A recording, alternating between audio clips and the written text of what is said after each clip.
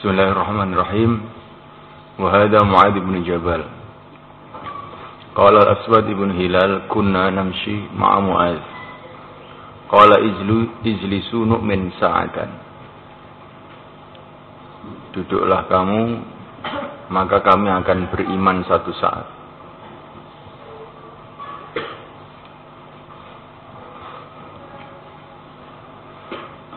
Mana hadzal kalam annahu yurid mudzakaratul iman. Ta'al huna natazakar anil iman, an azamatillah, an sidqi Rasulillah, an mahasinil Islam.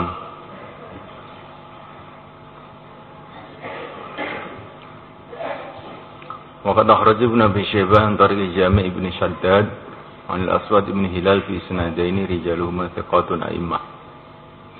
Wa akhraj Allah an Umar wa an Alqamah at-Tabi'i. Fa hadha Mu'adz a'rafu an-nas bil halal wal haram bi syahadati Rasulillah sallallahu alaihi wasallam.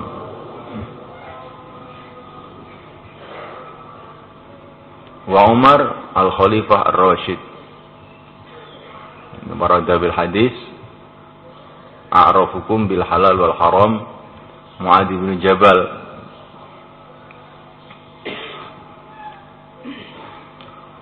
Wa Umar al-Khalifah ar-Rashid wa huma yaf'alani hadzal khaira.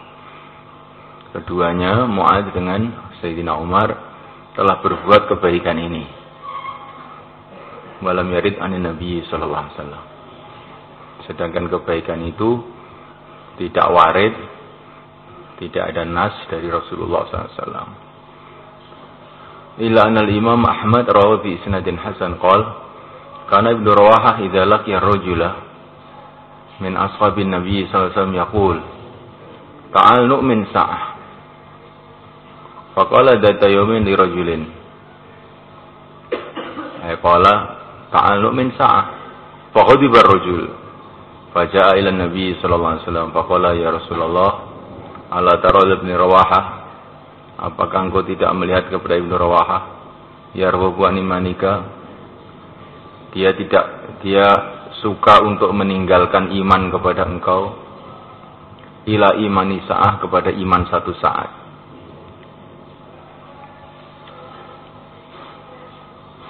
Jadi ketika Abdullah bin Rawahah mengajak seseorang sahabat dengan kata-kata ta'al nu'min sa'ah,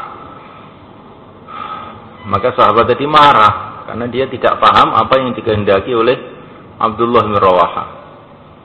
Sehingga dia laporan kepada Nabi, ya Rasulullah, apakah engkau tidak melihat kepada Abdullah bin Rawahah? Dia tidak suka kepada iman kepada engkau, tapi dia ingin iman sesaat.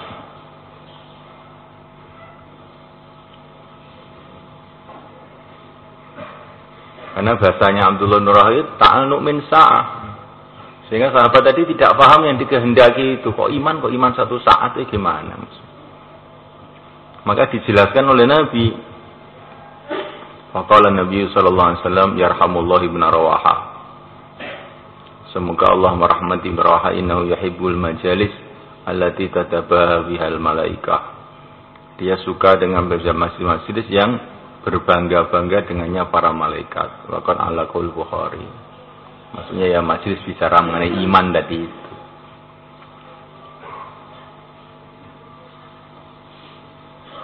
Paham ya?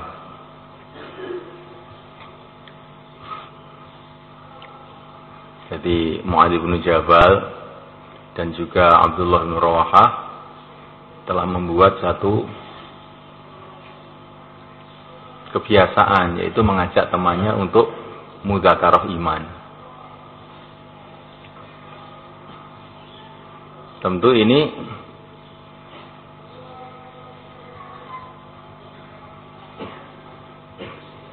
mereka berbuat demikian ini karena dalil-dalil umum mengenai thalabul ilm, dalil-dalil umum mengenai wa tawassaw bil haq wa tawassaw bis sabr, dalil-dalil umum yang banyak sekali dalam Quran, dalam hadis pentingnya orang itu saling ingat-ingatkan. Wa dzakirhum bi ayyamillah. Wa dzakir fa inna dzikra tanfa'ul mu'minin. Ya enggak?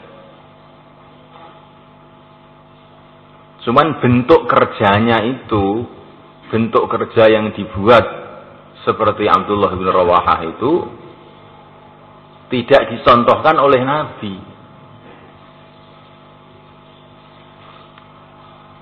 Maka ketika Abdullah bin Rawahah mengajak temannya ta'al nu'min sa'ah itu tadi, sehingga temannya marah lapor pada Nabi, tapi Nabi justru membenarkan Abdullah bin Rawahah.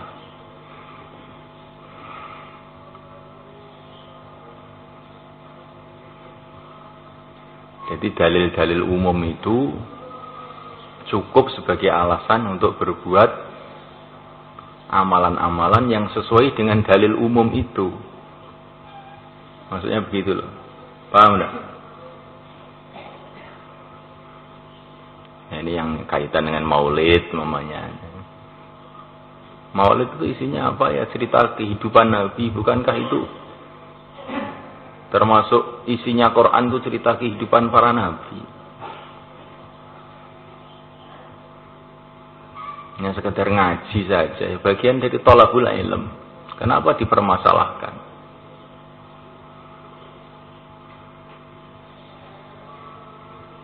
Jadi maulid itu bagian dari thalabul ilm. Bagian dari syukur. Mensyukuri kelahiran Nabi. Di mana di antara bentuk syukur itu adalah selamatan. Maka bayi lahir disyukuri dengan akikah. Ya enggak? Walimah disyukuri dengan aulim walau bisa.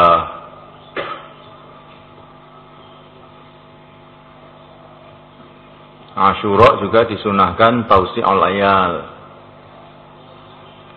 melonggarkan keluarga dalam hari Asyura. Kalau maulid itu orang selamatan ya.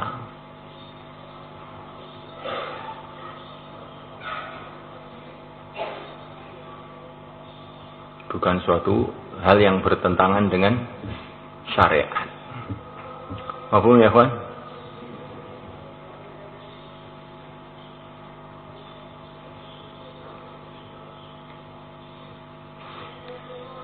Zikir-zikir tertentu, zikir 1000, 2000, 3000, semuanya masuk wa zakirinallah katsira. Karena 1000 ya termasuk katsira, 2000 termasuk katsira. Oh iya, itu saya bisa menerima. Tetapi menentukannya 1000, 2000 itulah yang saya tidak bisa menerima.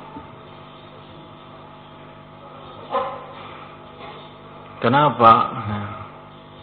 Kenapa kamu tentukan 1000 selalu? Supaya istiqomah. Sedangkan istiqomah itu perintah Nabi juga. Ahabul amal ilallah madama alaihi sahibuhu. Madama alaiha sahibuha. Wa in qalla. Jadi supaya istiqomah.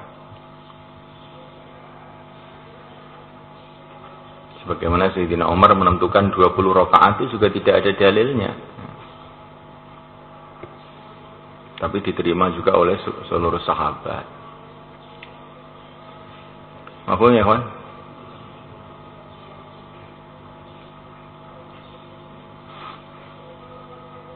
Wa hadza Umar hakama fi sawadil Iraq.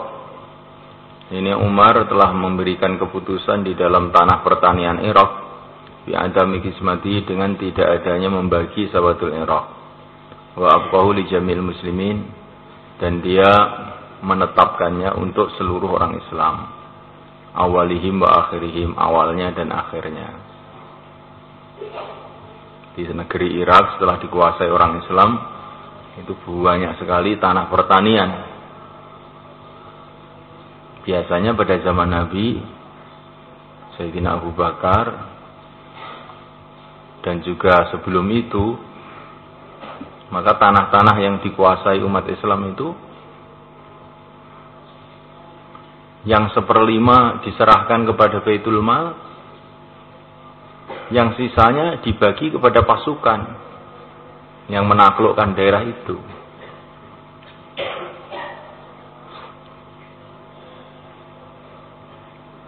Ini sudah menjadi kebiasaan Nabi seperti itu.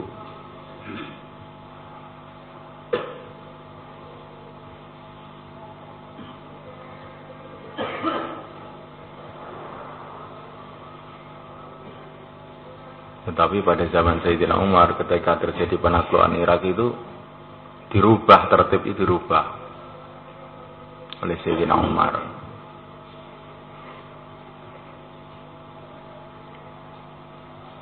Yaitu tanah pertanian Irak itu tidak dibagi-bagi kepada pasukan. Alasannya Sayyidina Umar karena terlalu banyak.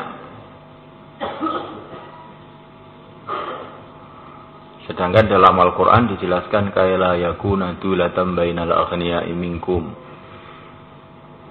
Harta itu tidak boleh, jangan sampai tertumpuk di kalangan orang-orang kaya di antara kamu. Kaila yakuna dulatan bainal aghniya'i minkum. Harta itu janganlah berputar di kalangan orang-orang kaya saja. Nah, kalau Sawadul Irak itu dibagi kepada pasukan, itu satu orang bisa bagiannya satu kabupaten itu. Sehingga akan terjadi konglomerat yang orang-orang yang sangat kaya di saat yang lain nggak dapat bagian apa-apa. Dan ini tidak dikehendaki di dalam agama. Jadi Sayyidina Umar itu memahami pembagian-pembagian waris, pembagian-pembagian zakat, dan sebagainya itu diantara maksudnya supaya harta itu merata di kalangan umat Islam. Bukan dikuasai satu golongan. Nah ini kalau Sawadul Irak ini dibagi kepada pasukan, maka bertentangan dengan ayat itu. Sedangkan zaman Nabi dibagi secara seperti itu karena tanah-tanah yang dikuasai umat Islam zaman Nabi itu cuma sedikit-sedikit saja, sehingga tidak menimbulkan permasalahan seperti sekarang ini.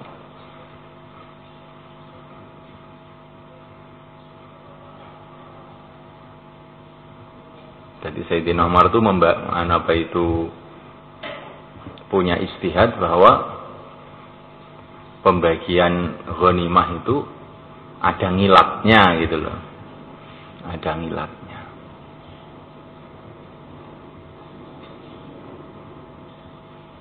Dibagi seperti zaman Nabi selagi tidak ada permasalahan yang baru yang bisa bertentangan dengan kaidah-kaidah agama, kaidah-kaidah syariat yang lain gitu. Mafhum ya, kawan?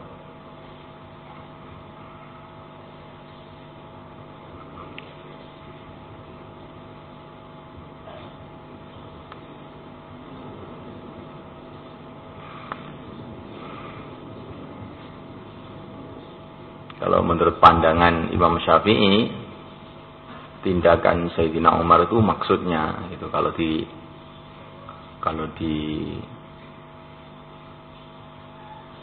dirinci gitu, dirinci secara akad tuh bagaimana gitu. Jadi kalau menurut Imam Syafi'i bahwa Sayyidina Umar itu juga tetap membagi ghanimah itu seperti zaman Nabi juga. Yang sisanya dari humus itu adalah untuk Baitul Mal. Nah, yang humus untuk Baitul Mal, yang sisanya untuk pasukan. Tetapi oleh Sayyidina Umar, sisa dari humus itu yang merupakan miliknya pasukan, itu oleh Sayyidina Umar diwakafkan untuk masolihul muslimin. Itu menurut pandangan Imam Syafi'i.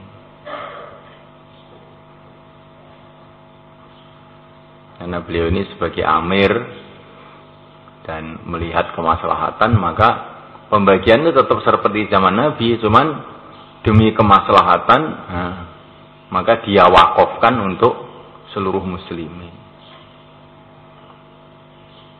Itu kalau dilihat dari rinciannya. Gitu.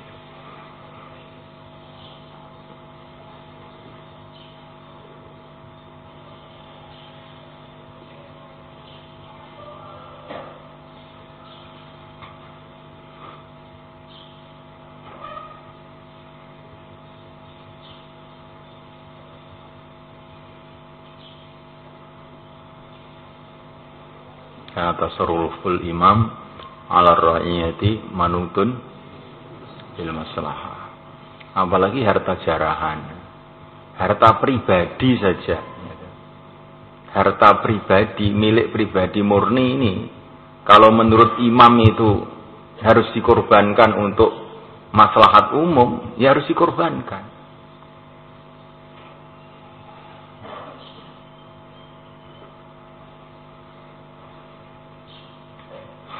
Maka Sayyidina Umar itu mau membuat satu saluran air. Dan saluran air itu melewati tanah orang-orang, semua sudah boleh. Ada seorang sahabat yang nggak boleh tanah saya dilewati saluran air. Maka oleh Sayyidina Umar ditarghib. Ini untuk kepentingan umum kok nggak boleh gimana. Tapi dia ini nekat aja. Maka Sayyidina Umar bilang, ya, kalau air ini tidak boleh ngalir di tanah kamu, akan saya alirkan di perut kamu, katanya. Jadi maksudnya kamu harus nerima, ini kemaslahatan umum. Jadi memang imam itu berhak untuk membuat satu keputusan demi kemaslahatan umum, walaupun itu hak pribadi seseorang.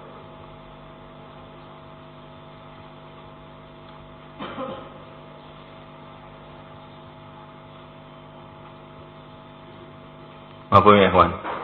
Dan ini sudah dikerjakan oleh para sahabat.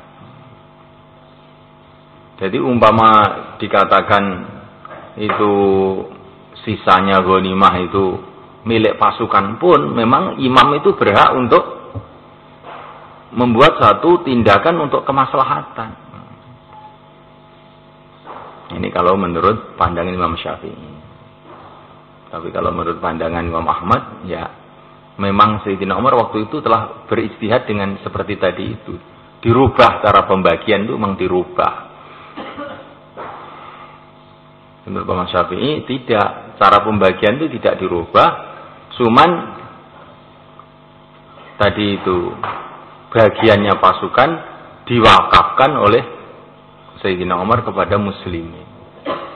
Maksudnya Pak?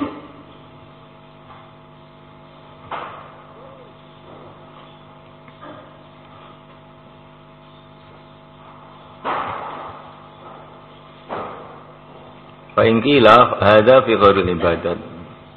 Bila dikatakan ini adalah di dalam selain ibadat. Masalah pembagian ghanimah ini kan bukan ibadah. Qulna qad khassastum umum hadzal hadis ani kullu muhdatsatin bid'ah kullu bid'atin dhalalah.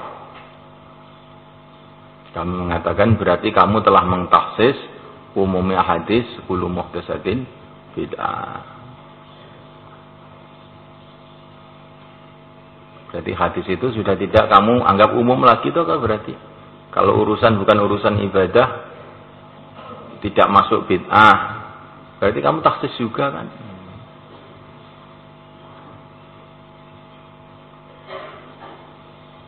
Kan orang-orang Wahabi itu membagi bid'ah itu ada dua, ada bid'ah diniyah, ada bid'ah dunyawiyah. Bid'ah diniyah itu maksudnya yang urusan dengan ibadah. Dunyawiyah itu yang tidak ada urusan dengan ibadah. Dibikin rumah, bikin jalan. Nah kamu kok membagi bid'ah seperti itu, dari mana kamu dapat? Kamu kan berarti juga telah mentaksis hadis itu. Kullu muhdatsatin bid'ah itu sudah kamu taksis juga kan berarti.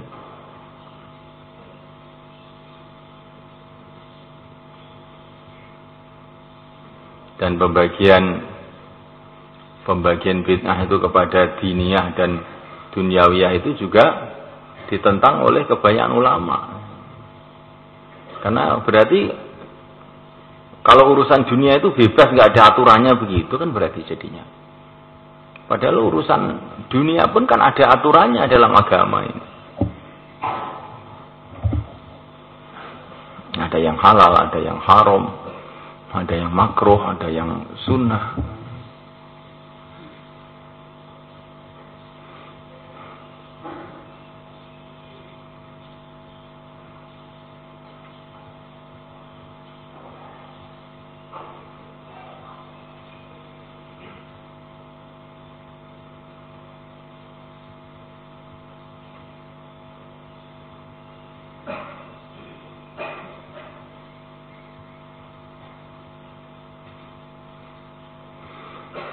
Khamisan, waqad amara Nabi sallallahu alaihi wasallam masuk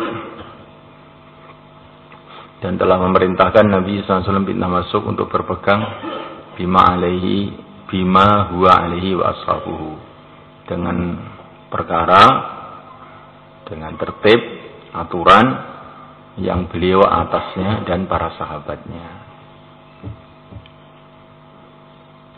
Aywaman ittaba'u ala tariqatihim, yakni orang yang mengikuti mereka atas jalan mereka. Ya dulu alaihi, telah menunjukkan kepada penjelasan tersebut ma'adzakaru sahibur risalah, perkara yang telah diceritakan oleh sahibur risalah ini, wa huwa al-hadis alladhi yushayyidu bil amal, yaitu hadis yang mengokohkan untuk beramal, yushayyidu yang menyemangatkan untuk beramal, ala sunnatihi, atas sunnah Nabi, wa sunnatil khulafa'ir rasyidin, dan sunnahnya khulafa'ir rasyidin min ba'dihi, setelah Nabi.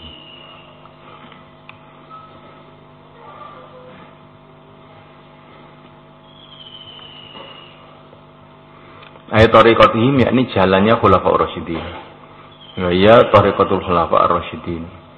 Wa ya tariqatum tariqatul khulafa'ir rasyidin, jalannya khulafa'ir rasyidin. Wa hum khulafa'ur rasyidin Abu Bakar wa Umar wa Utsman wa Ali wal Hasan wa Umar bin Abdul Aziz. Wa kullu khalifatin, dan setiap khalifah rasyidin yang lurus, akhirum al-Mahdi, yang akhirnya adalah al-Mahdi, Muhammad ibn Abdullah al-Hashimi al-Qurashi al-Hasani. Jadi Nabi mengatakan fa'alaikum bisunnati wa sunnatul khulafa'ir rasyidin min ba'di. Maksudnya khulafa'ir rasyidin itu siapa?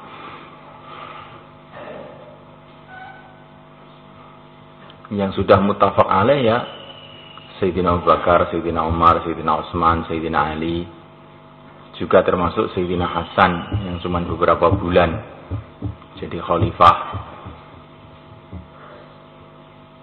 dan juga termasuk Sayyidina Umar bin Abdul Aziz yang jadi khalifah tahun 100 Hijrah, dan juga Al-Imam Al-Mahdi nanti menjelang kiamat. Jadi Khulafaur Rasyidin itu bukan hanya 4 itu saja, walaupun yang 4 itu yang sudah pasti, tapi Khulafaur Rasyidin itu bukan hanya 4 itu saja.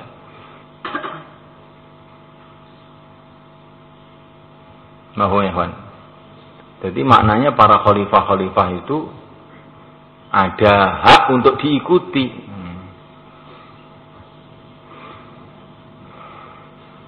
Asalkan mereka itu adalah orang-orang yang lurus. Wa yumkinu ayasmala khulafa'ahu fid din, dan mungkin untuk mengumumi khalifah-khalifah beliau dalam agama, minas sahabah wat tabi'in wa man ba'dahum minal ulama alladzina yasiruna ala nahjihi, yang mereka berjalan di atas jalan Nabi. Bi hadisi al-ulama warasatul anbiya, dengan dasar hadis al-ulama warasatul anbiya. Wa tafsirul amri, dengan dasar menafsiru lil amri bil ulama, dengan para ulama. Alladzina yastambituna al-ahkam, yang mereka itu menyimpulkan hukum-hukum kama fil ayah, seperti di dalam ayat. Walau ruddu ila rasul wa ila ulil amri minhum la alimahu alladzina yastambitunahu minhum.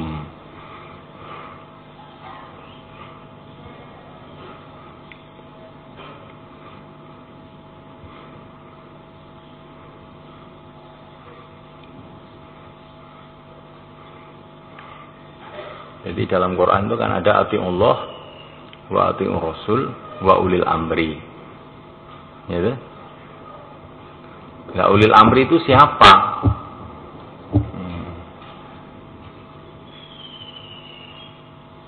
Ulil amri itu siapa? Sebagian mufassirin maksudnya ulil amri itu ya para pimpinan-pimpinan masyarakat, para khalifah-khalifah itu. Sebagian ulama berpendapat maksudnya ulil amri itu ya para ulama.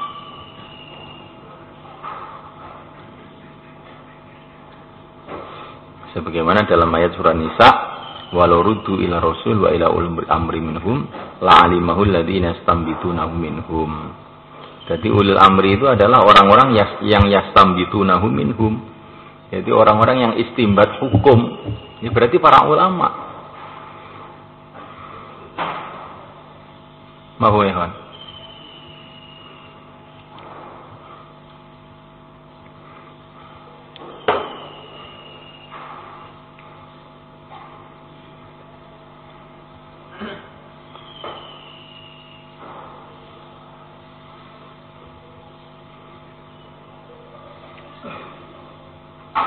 Ya, kita ini mesti taat kepada Allah itu sudah jelas. Taat kepada Rasul itu sudah jelas. Tapi taat kepada ulil amri itu loh maksudnya apa? Coba.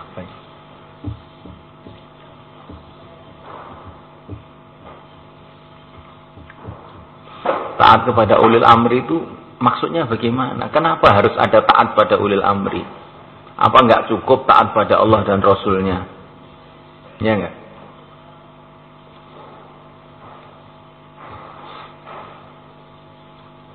Ini maksudnya wallahu alam.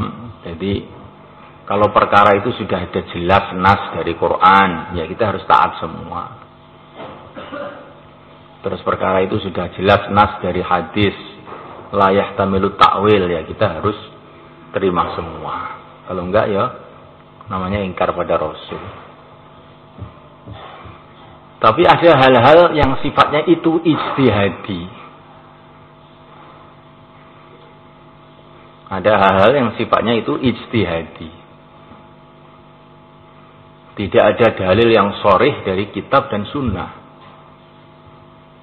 Nah di sini nih letaknya kita ini harus ikut ulil amri supaya terjadi apa itu ketentraman, keserasian, ketertiban dalam masyarakat.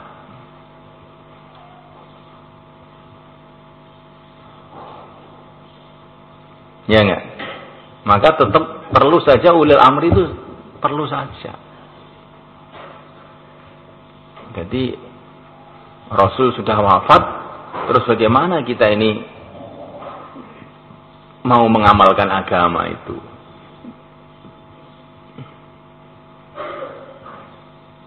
Yang sudah jelas dalam kitabullah sunnah Nabi ya sudah jelas harus diterima semua. Tapi yang perkara-perkara istihadi, perkara-perkara yang kaitan dengan maslahat umat, yang tidak ada nas sharihnya dalam kitab dan sunnah. Nah disinilah fungsinya para ulama mujtahidin. Inilah fungsinya ulil amri. Nggak bisa dielak tuh itu. Yang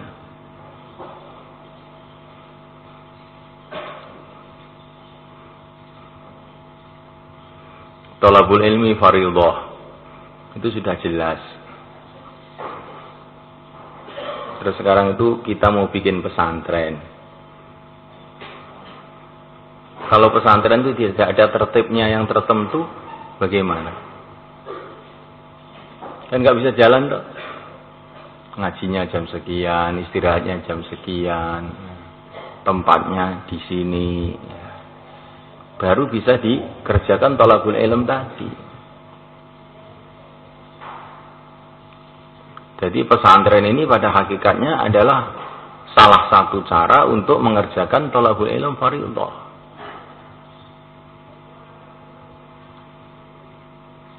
Sekarang dalam Quran perintah wajahidu fi sabilillah haqqa jihadi. Qatilul musyrikina kafah kama yuqatilunakum kafah. Tapi jihad itu kan harus ada aturannya toh. Kalau tidak ada aturannya kan jadi nggak karu-karuan. perlu ada pimpinannya, perlu ada musyawarahnya, perlu ada tertibnya, sehingga jihad itu jadi sukses.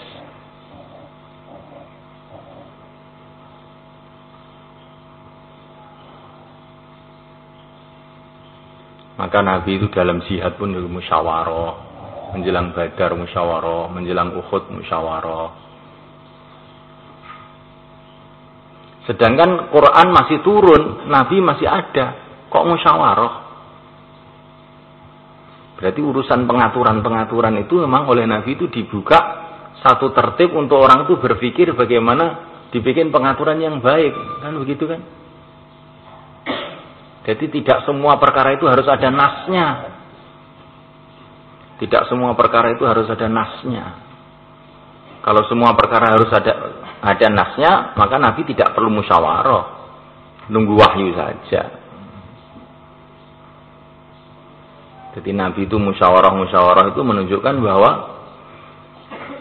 kita ini dikasih kelonggaran oleh Allah SWT dalam agama itu untuk berpikir, mencari jalan yang terbaik bagaimana.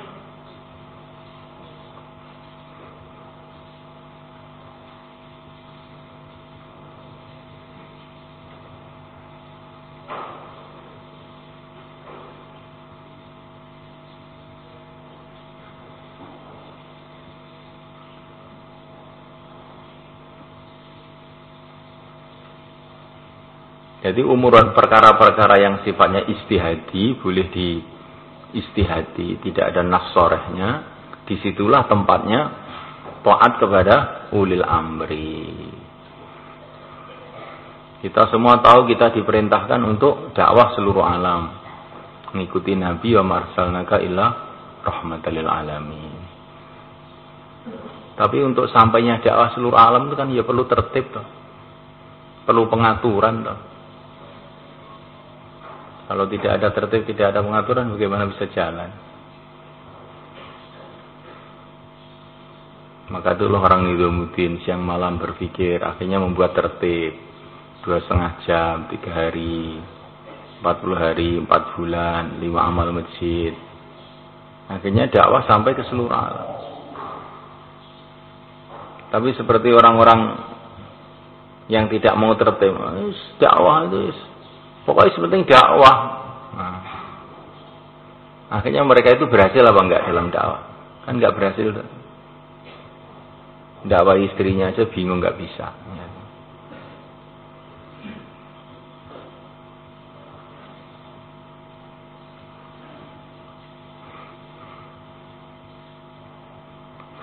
Qad yufahamu mimma taqaddama anakula man ahdasa ibadatan fi ghairi mahaliha asabit wa Nabi sallallahu alaihi wasallam yakunu dzalika jaizan wa laysa kadzalik. Kadang-kadang difahami dari penjelasan tersebut bahwa setiap orang yang membuat baru ibadah di dalam selain tempatnya yang tetap dari Nabi itu adalah boleh. Wa laysa kadzalik, tidak seperti itu. Bal huwa bid'atun sayyi'ah, bahkan itu adalah bid'ah yang buruk.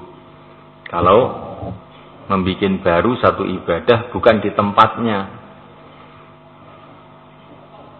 bukan di tempatnya. Ini masuk bid'ah sayyi'ah. Ini bukan begitu. Tapi yang diperbolehkan bikin hal baru itu perkara-perkara yang belum tetap dari Nabi. Nabi memang mengasih kelonggaran gitu loh. Hal-hal yang ada kelonggaran untuk kita beristihad, itu kita bisa bikin hal-hal baru. Tapi kalau sudah tetap dari Nabi, ya nggak boleh dirubah.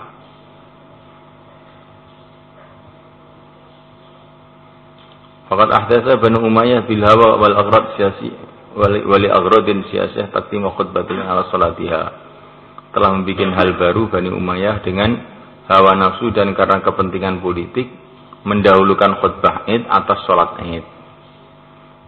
Jadi Bani Umayyah itu telah membuat tertib baru, khutbah dulu baru sholat Id. Padahal tertib dari Nabi sholat Id dulu baru khutbah, sehingga diingkari oleh para sahabat. Karena kepentingan politik.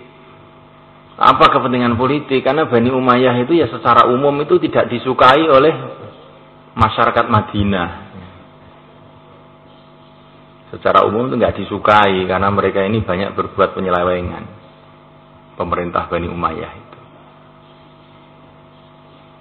Sehingga kalau hari raya itu, kalau mereka khutbah itu nggak ada yang mau dengar. Setelah hari raya, sholat hari raya, orang udah pulang saja. Sehingga mereka khutbah nggak ada yang mau dengar.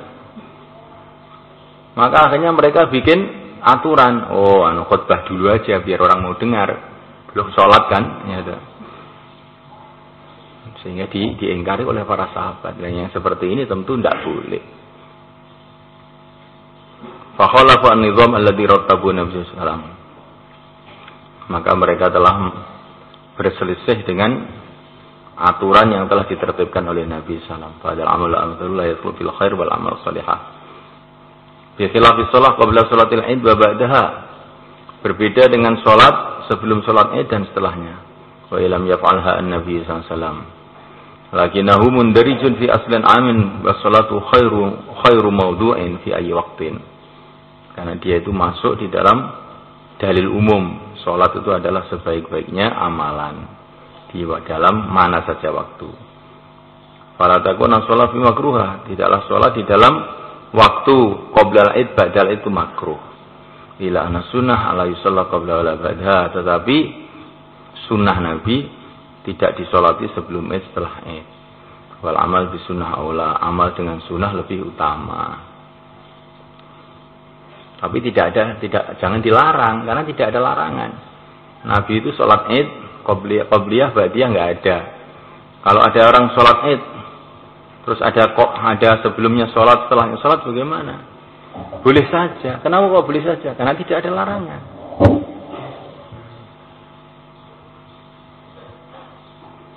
Tapi sunnahnya tidak sholat sebelumnya, tidak sholat setelahnya.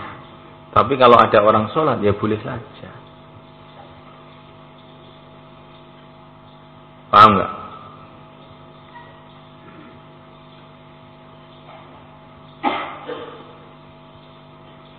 Mana yang tahu soal?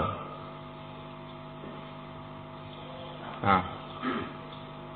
Sayyidina Umar mewakafkan hampir seluruh daerah Irak ini. Dengan zaman sekarang kan pemerintahan sudah berubah. Sedikit banyak manusia banyak tasarruf yang berhubungan dengan pribadi orang. Bagaimana pemerintah sekarang menanggapi dengan wakaf yang telah diputuskan oleh Sayyidina Umar yang sudah 1000 tahun yang lalu? Yang sekarang saya nggak tahu bagaimana, ya kan. Tapi yang jelas itu tanah-tanah Sawadul Iraq itu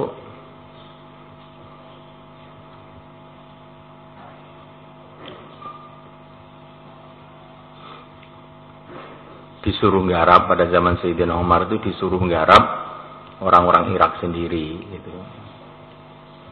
Orang-orang Irak yang masih kafir waktu itu.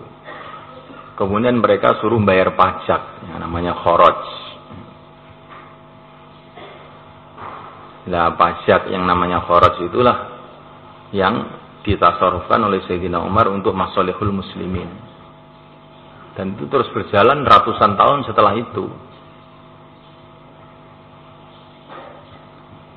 Nah, kalau ada orang membeli tanah itu, ya nanti tertibnya sama pada zaman dulu itu.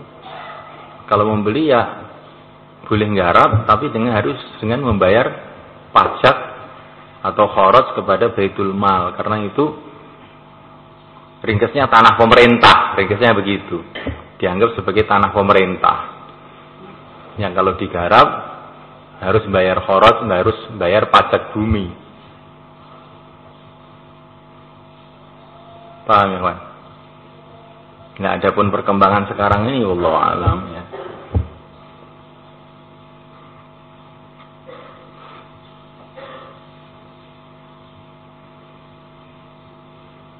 Mana ada soal?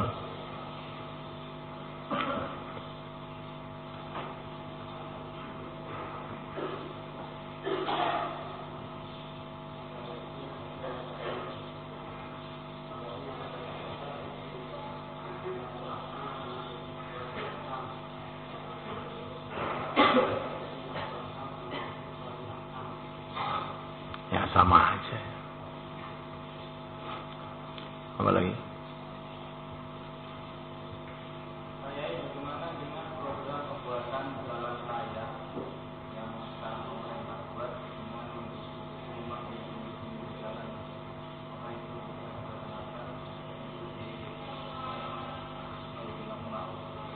Iya.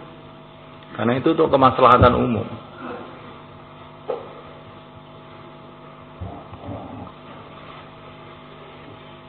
Ya tentu dengan diganti rugi, ya, harus dengan dibeli dengan harga umum kalau pemerintah mampu. Ya, kalau dibeli pun juga tidak mau, ya dipaksa.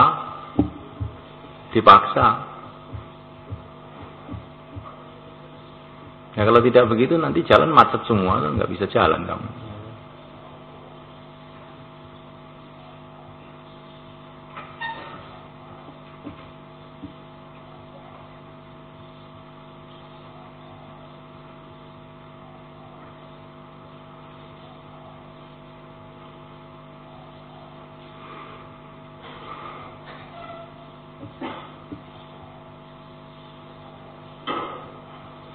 Kamu nanti akan merasakan sendiri kalau kamu jadi lurah gitu aja.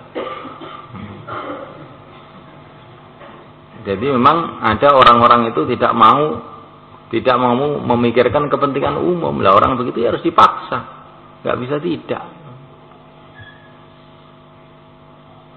Apalagi jadi lurah. Di pesantren ini saja, kalau kita tidak ada sistem pemaksaan untuk kemaslahatan umum, ya rusak pesantren.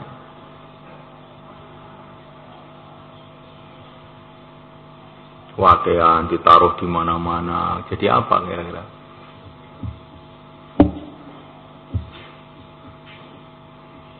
Ya enggak?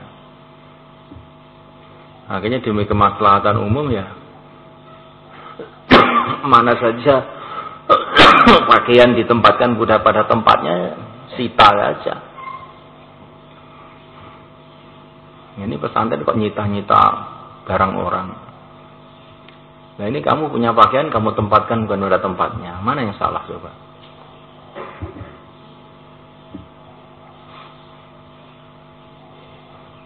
Laisa li irqiz zalim hurmah. Akar yang zalim tidak ada kehormatan. Jadi maksudnya umpama kamu itu nanam tanaman, kemudian akarnya itu masuk ke tanah orang, ya orang itu berhak untuk memotong akar itu. Loh, akarnya pohon saya kamu potong. Nah, kamu biarkan masuk ke tanah saya. Nah, sing salah sabanya aja.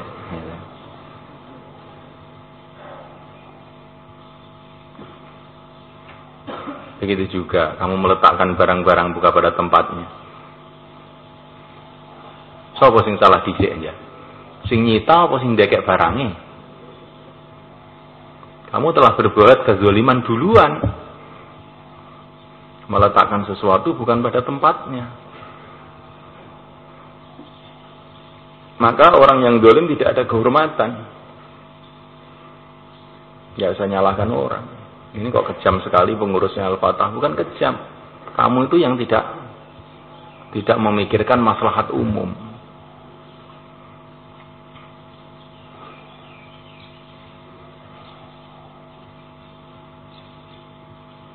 Ini kalau dibiarkan itu nanti, celana-celana kolor masuk di pengimaman masjid. Ya nggak? Ini celana saya, kamu pindah, kamu mencuri. Nah, begitu. Jadi jadi syariat ini sangat cantik syariat itu. Jadi orang itu harus dihormati haknya. Kalau dia itu juga menghormati haknya orang lain. Kalau dia tidak menghormati haknya orang lain, bagaimana? Dia dihormati, yang rusak jadi ini.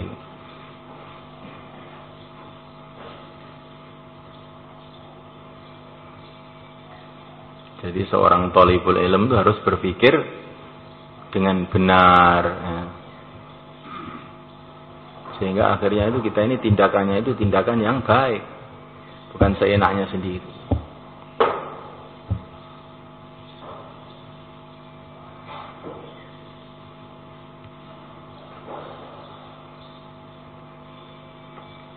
Ya kita ini ya masyarakat kita ini memang sudah Ya beginilah masyarakat yang tidak biasa beraturan.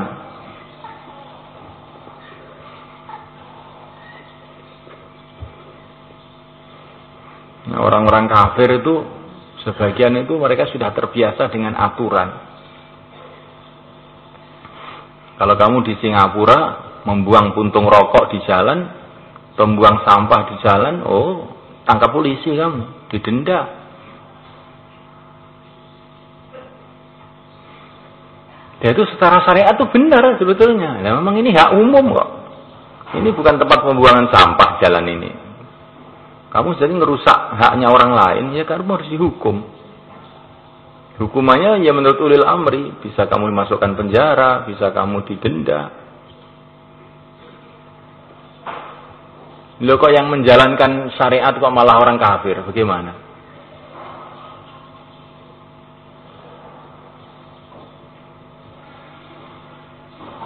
Nah ini kamu renungi kita ini sebagai santri.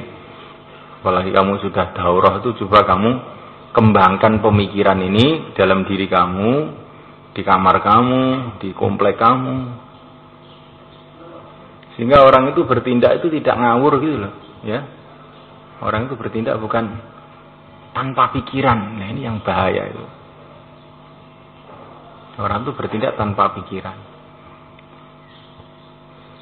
Orang yang bertindak tanpa pikiran ini orang yang bahaya betul dalam bermasyarakat. Apalagi dia ini nanti jadi pimpinan. Wah, bahaya betul. Rusaknya umat karena rusaknya umarok. Rusaknya umarok karena rusaknya ulama. Rusaknya ulama dari santri-santri yang nakal. Santri yang tidak berpikir.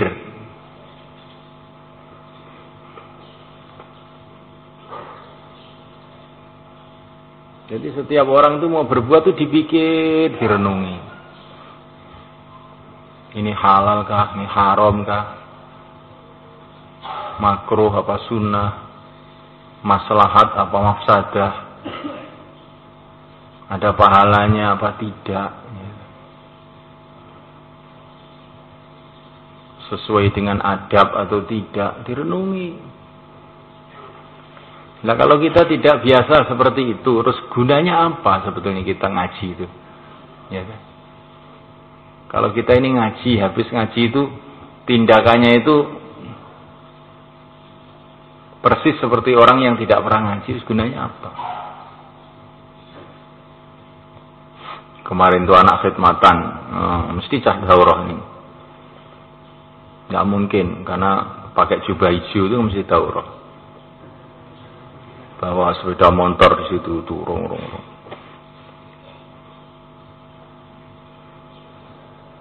Maka saya tanya, kamu itu bisa baca apa tidak? Saya bilang, bisa. Itu di situ ada tulisannya sepeda motor tidak boleh lewat sini. Kok kamu lewat itu? Mata kamu taruh di mana? Saya bilang. Bisa baca enggak? Jubahnya jubah daurah, baca pengumuman gitu aja enggak bisa. Ini kelihatannya kan seperti barang biasa dong. Dikit aja Pak. Ya tuh. Tapi ini menunjukkan orang itu bertindak tidak berpikir. Nah, ini loh yang bahaya itu. Dia ini bertindak tanpa berpikir.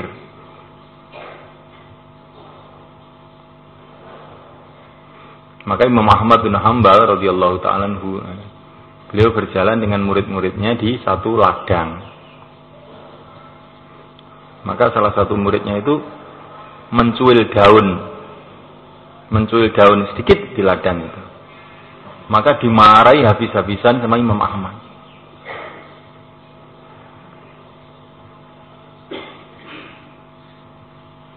Maka muridnya tadi mengatakan, Syekh, ini kan cuma sedikit. Kalaupun yang punya ini tahu pun tidak akan marah, mesti dia akan rela. Nah, perkara itu kalau memang sudah dikira direlakan oleh pemiliknya kan nggak apa-apa.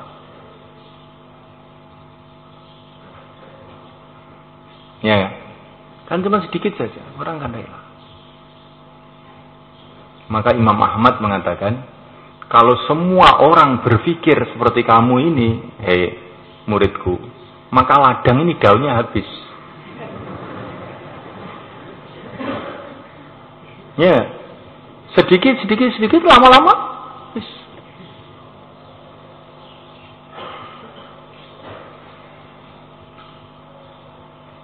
Maka kamu itu naruh satu kertas ini di masjid belakang. Sedikit aja, nggak apa-apa. Tapi kalau semua orang berpikir seperti itu, jadi tempat sampah itu masjid ini. Ya. Nah, aturan ini adalah untuk semuanya. Maka kita ini harus berpikir panjang dalam setiap bertindak itu. Kadang-kadang perbuatan yang sedikit, perbuatan yang sedikit, kita tidak paham bahwa itu menimbulkan satu perkara yang besar.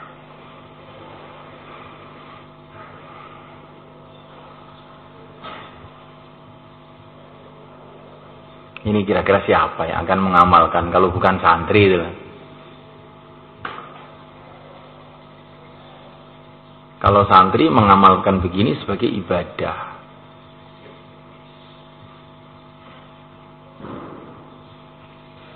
Kalau orang kafir atau bukan santri yang mengamalkan ini hanya sekedar sebagai satu kesenangan nafsu gitu. Saya lihat rumah sakit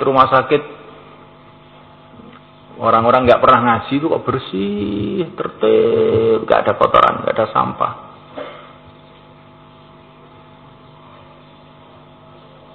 Padahal mereka tidak pernah belajar an-nadhafah minal iman, nggak pernah belajar. Ang-tahira bayda lit taifin, nggak ada. Kok jadi bersih begitu. Tapi kalau namanya pondok mesti kotor. Loh. Kenapa kok bisa begitu? Coba kamu renungi. Jadi kita ini jangan sampai menjadi justru kita belajar agama tapi orang yang paling tidak menghormati aturan agama.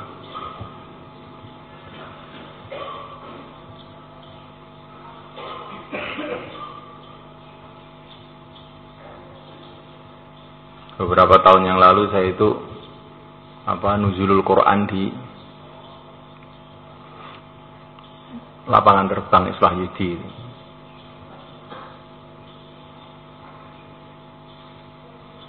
Ya memang tentara ya. Pengajian nuzulul Quran itu mulai awal sampai akhir itu nggak ada itu orang noleh itu nggak ada. Semua mendelik, semua kayak patung. Ya. Tawajuh semua. Lu kok tentara yang mengadat yang apa itu bikin adab majelis.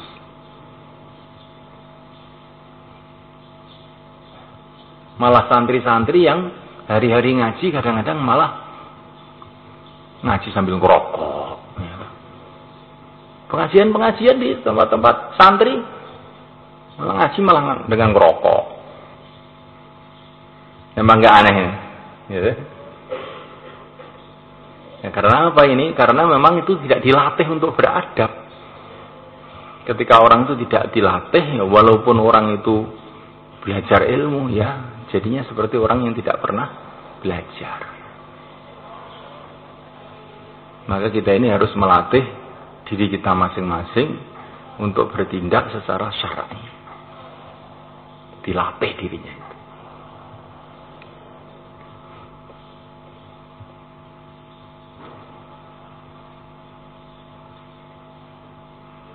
Mana ada soal?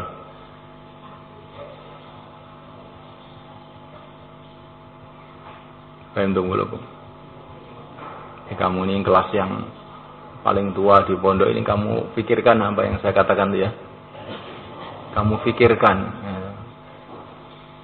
untuk membentuk satu masyarakat yang lebih dekat dengan agama. Dimulai dari diri sendiri, kamar sendiri, kompleknya sendiri, pesantrennya sendiri, di masjidnya.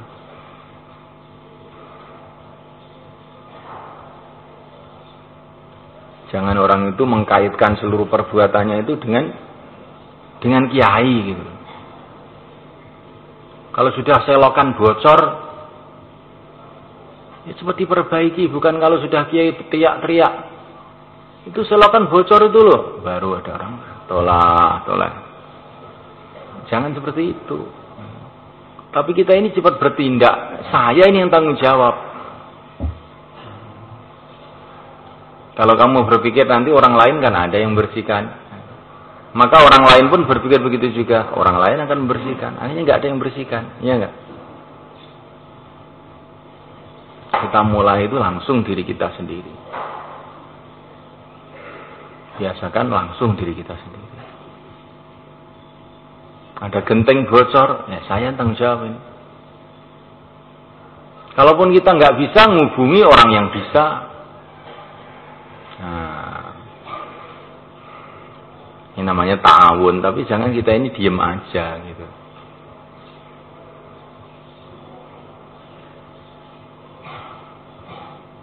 Ini sifat begini sebenarnya kan sifat yang kelihatannya mudah, tapi dalam praktek ini susah gitu.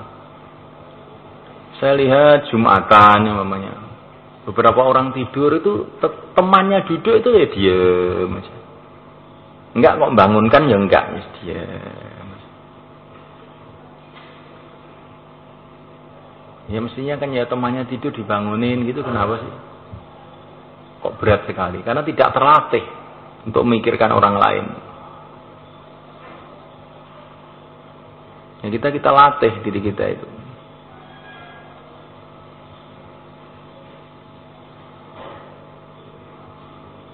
Subhanallah.